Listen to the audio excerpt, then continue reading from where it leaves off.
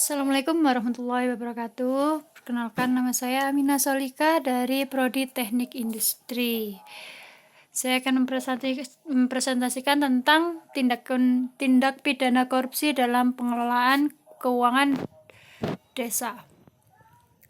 Yang melatar belakangi tindakan korupsi dalam pengelolaan keuangan desa adalah masyarakat yang maraknya kasus korupsi yang terjadi belakangan ini. Yang kedua, penyebab utama terjadinya korupsi biasanya karena celah hukum dan pengawasan yang lemah. Yang ketiga, minimnya pengetahuan dan pengajaran tentang korupsi. Tujuan dari ini adalah membahas tindak pidana korupsi di Indonesia, khususnya yang terjadi di lingkungan desa. Yang kedua, sebagai proses pembelajaran dan penambahan pengetahuan. Pengertian tindak pidana korupsi itu sendiri adalah tindak pidana korupsi merupakan segala tindakan yang dapat merugikan keuangan maupun ekonomi negara. Definisi korupsi itu dijelaskan dalam 13 pasal UU nomor 31 tahun 1999 dan UU nomor 20 tahun 2001.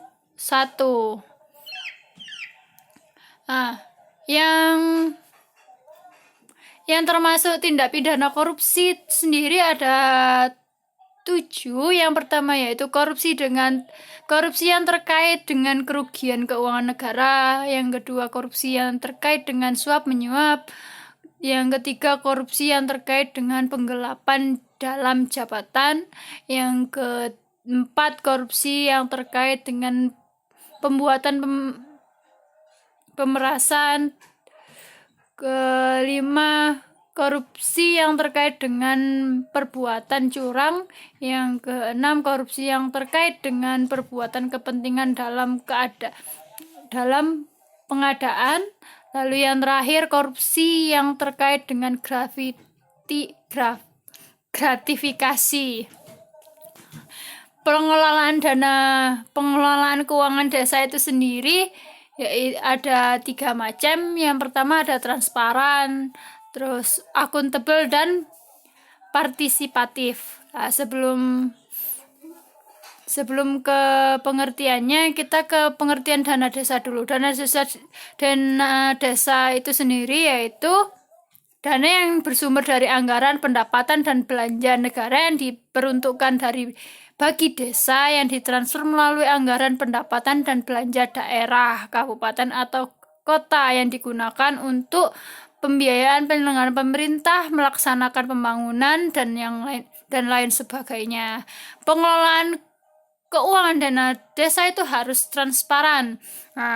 Transparan itu bagaimana? Transparan yaitu prinsip keterbukaan yang memungkinkan masyarakat mengetahui dan mendapat akses informasi seluas-luasnya tentang keuangan desa. Yang kedua, akuntabel dan partisipatif. Akuntabel yaitu perwujudan kewajiban untuk pertanggungjawaban pengelolaan dan pengendalian sumber daya dan pelaksanaan kebijakan yang dipercaya dalam rangka pencapaian tujuan yang telah ditetapkan. Sedangkan partisipatif itu sendiri yaitu menyelenggarakan pemerintahan desa yang mengikut sertakan kelembagaan desa dan unsur masyarakat desa.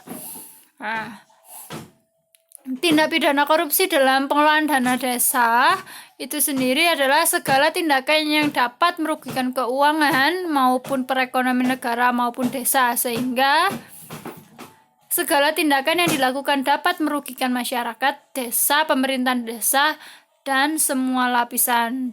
Ada jenis-jenis dan penyebab penyalahgunaan dana desa. Yang pertama, karena ketidaktahuan, itu mekanisme.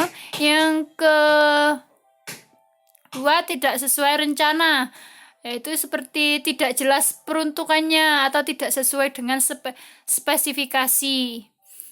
Yang ketiga, tidak sesuai pedoman.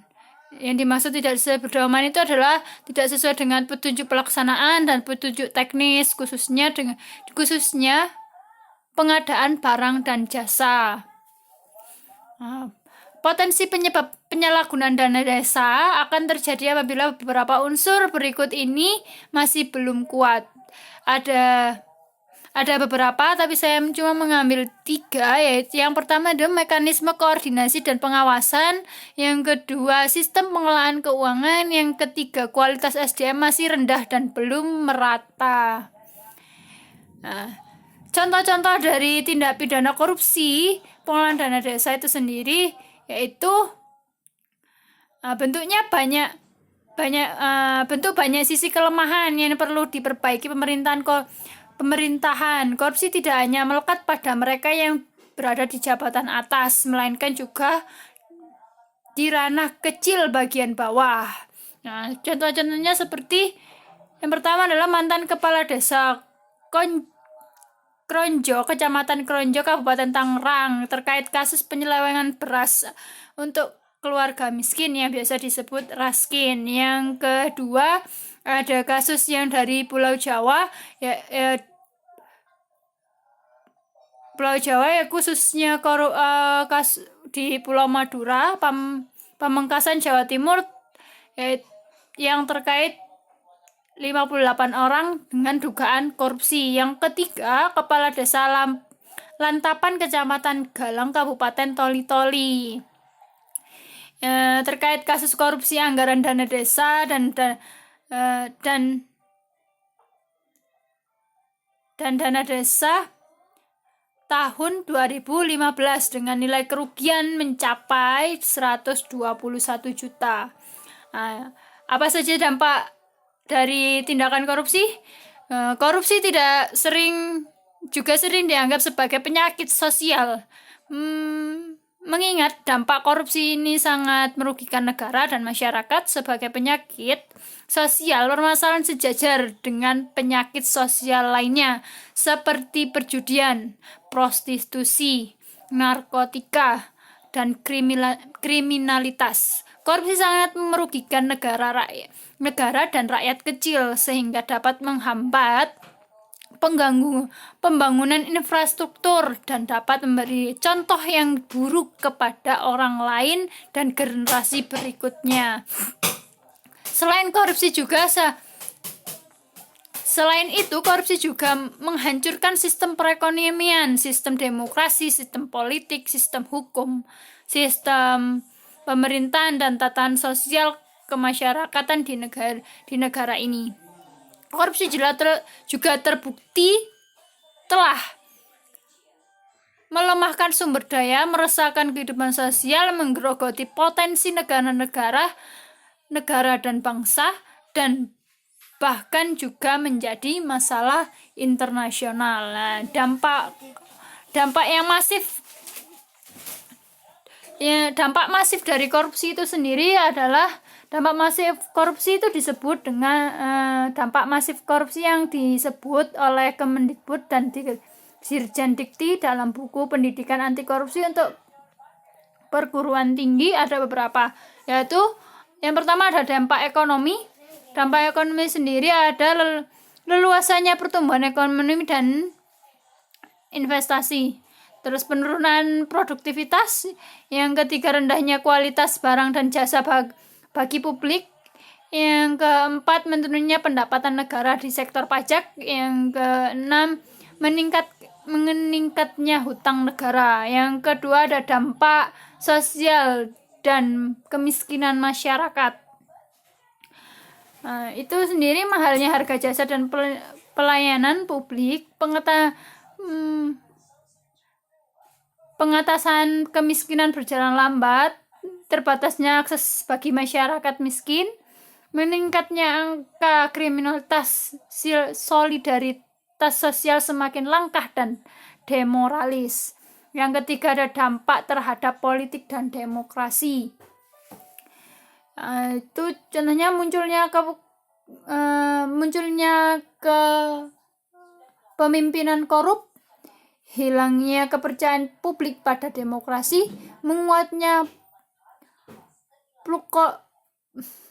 plutokrasi. Yang keempat, hancurnya kedaulatan rakyat. Lalu ada lagi yang keempat adalah dampak terhadap hukum terhadap penegakan hukum. Nah, itu fungsi pemerintahan yang mandul, hilangnya kepercayaan rakyat kepada lembaga negara. Yang kelima, runtuhnya otoritas pemerintahan, matinya etika sosial politik, tidak efektifnya peraturan dan perundang-undang, birokrasi tidak efisien. Nah, lalu ada lagi dampak kerusakan lingkungan, contohnya menurunnya kualitas lingkungan, menurunnya kualitas hidup.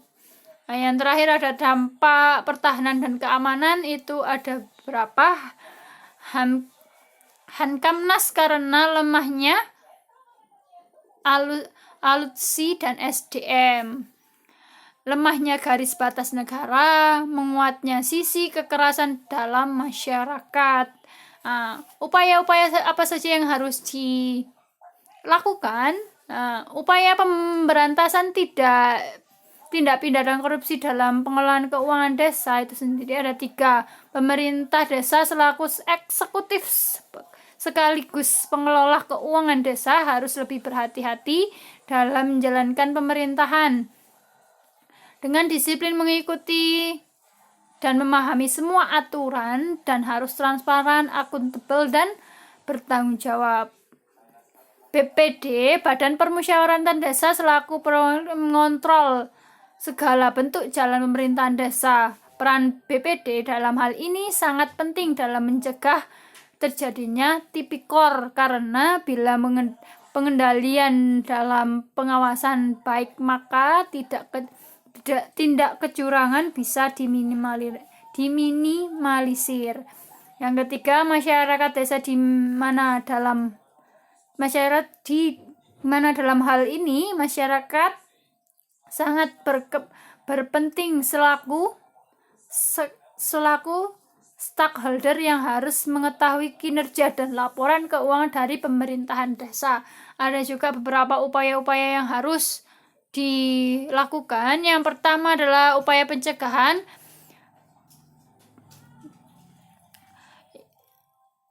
Ada beberapa upaya pencegahan, yaitu menanamkan semangat nasional positif yang mengutamakan pengabdian pada bangsa dan negara melalui pendidikan formal, informal, dan agama. Yang kedua, melakukan penerimaan pegawai berdasarkan prinsip keterampilan teknis. Yang ketiga, para pejabat dihimbau untuk mematuhi pola hidup sederhana dan memiliki tanggung jawab yang tinggi. Yang keempat, para pegawai selalu diusahakan kesejahteraan yang memadai dan ada jaminan masa tua. Yang kedua, ada upaya penindakan, yaitu penindakan yang dilakukan kepada mereka yang terbukti melanggar dengan diberikan peringatan, dilakukan pemecatan tidak hormat pada dan dihukum pidana. Itu contoh-contohnya adalah kasus-kasus yang untuk TNI, Polri ya, jajaran-jajaran mereka itu.